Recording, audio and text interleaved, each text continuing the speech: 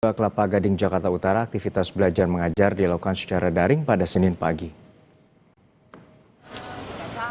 Tim psikolog dari Himpunan Psikologi Indonesia dan Kepolisian mendatangi SMAN 72 pada Senin pagi.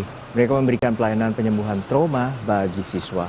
Akses masuk ke SMA Negeri 72 Jakarta masih dibatasi hanya untuk pihak sekolah, perwakilan pemerintah, polisi, hingga TNI. Pengamanan di luar area sekolah pun tampak dijaga personel TNI.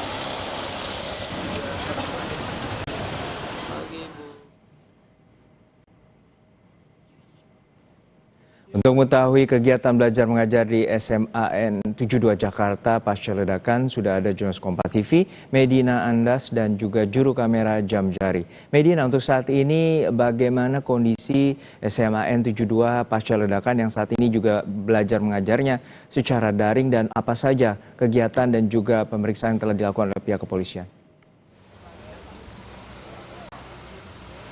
Ya Juno dan juga saudara, hingga saat ini situasi di SMA Negeri 72 Jakarta terpantau kondusif, tidak terlalu ramai, dan juga untuk penjagaannya sendiri tidak seketat beberapa hari lalu pasca ledakan.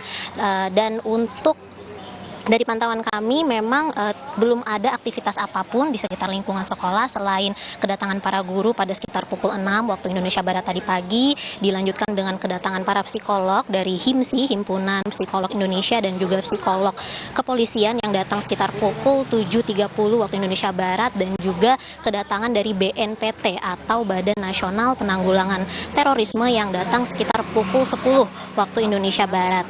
Dan untuk sistem pembelajarannya sendiri, pihak sekolah dan juga beberapa lembaga pemerintahan memutuskan untuk melakukan pembelajaran secara online atau daring begitu, dan juga pembelajaran ini dari pihak sekolah maupun beberapa lembaga pemerintahan belum dapat memastikan akan sampai kapan pembelajaran secara online ini akan berlangsung.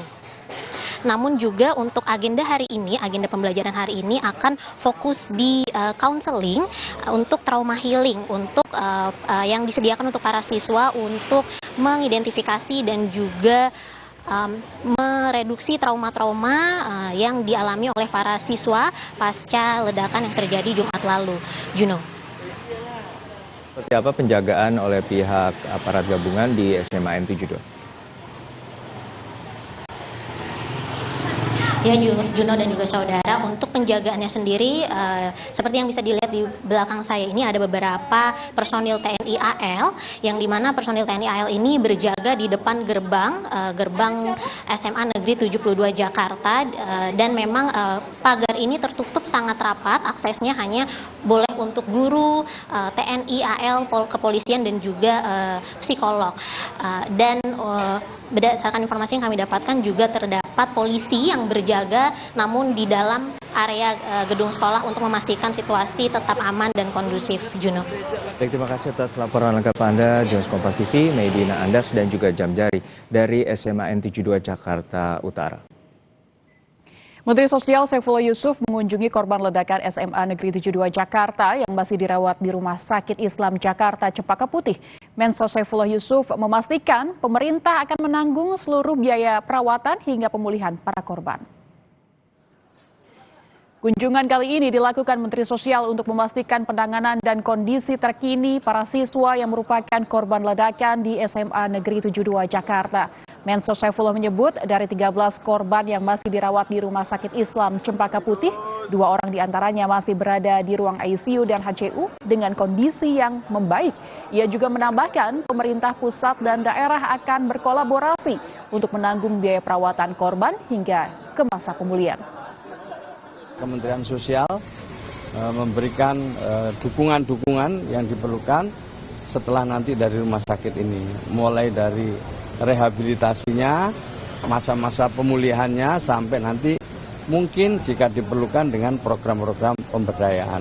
Ya memang masih ngobrol ringan-ringan saja, tapi mereka sudah menceritakan sedikit tentang apa posisinya di mana pada saat itu dan apa yang mereka lakukan setelah itu, ya yang ringan-ringan saja. Yang paling diperlukan sekarang? Ya tentu mereka masih trauma ya, tentu mereka masih trauma. Tapi ya pelan-pelan nanti kita dampingi. Sementara Wakil Gubernur Jakarta Rano Karno mengunjungi pasien korban ledakan di Rumah Sakit Yarsi, Jakarta Pusat Minggu malam. Rano menyebut Pemprov DKI Jakarta akan menanggung semua biaya pengobatan korban. Pemprov DKI juga akan melakukan evaluasi pengamanan di sekolah-sekolah di Jakarta. Hingga Minggu malam, Rumah Sakit Yarsi masih merawat 16 korban ledakan, satu diantaranya masih di ruangan ICU. Kami memastikan seluruh korban mendapat perawatan yang optimal. Biaya perawatan korban menjadi perhatian penuh Pemprov DKI Jakarta. Selain itu, asesmen pendampingan psikologi bagi siswa dan tenaga pendidik yang terdampak juga telah turun langsung menangani hal ini. Komisioner KPAI Diah Puspitarini meminta agar anak yang berkonflik dengan hukum terkait kasus ledakan di SMA Negeri 72 Jakarta didampingi khusus oleh Asosiasi Psikolog Forensik.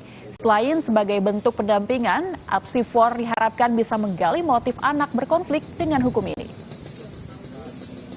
Dan yang terpenting, kalau apakah ini kaitannya dengan bullying juga mungkin ada, ya, tapi masih didalami lebih lanjut.